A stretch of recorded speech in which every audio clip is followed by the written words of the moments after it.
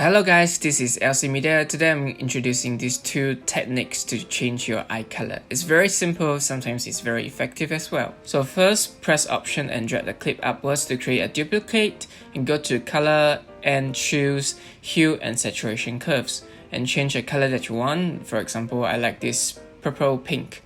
And then go to the Effects column, type in Mask and drag Draw Mask onto the upper clip. And then draw the shape of the eyeball. It don't have to be absolutely precise. And go to shape type and choose B-Spline. And then slowly adjust the shape a bit. And then actually you can scale it up by changing the transformation scale. And then max out the feather. When the eye closes, you see that the purple stays. So you have to add keyframes, add transformation, scale and control point. And every frame you have to adjust the shape of the draw mask. It's a very tedious process, but it's worth it.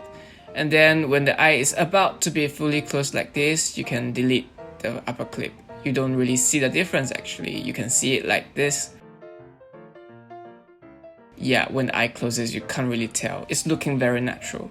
And then next up, drag hue and saturation back to the upper clip, and then you can change the eye color by changing the hue section. If you don't want to change the color so much, you can just change saturation and value.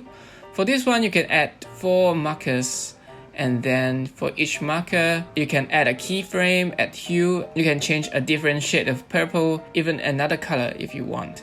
So for me, I make the color of purple from a very pinkish one, and it ends at a very blue color purple.